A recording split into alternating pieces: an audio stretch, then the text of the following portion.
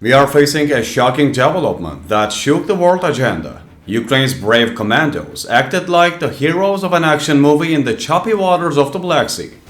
The incident took place on Ukraine's Independence Day and shook the world agenda. Elite Ukrainian commandos used jet skis to attack a critical Russian electronic warfare station on the Crimean peninsula.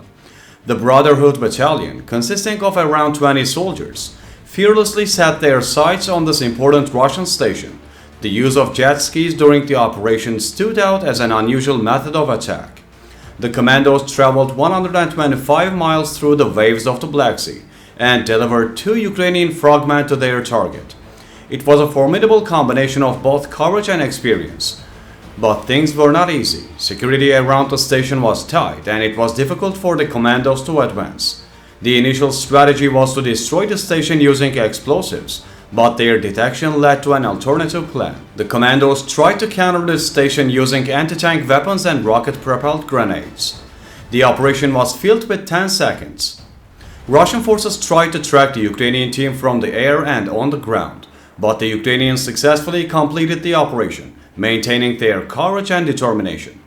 This electronic warfare station is particularly important.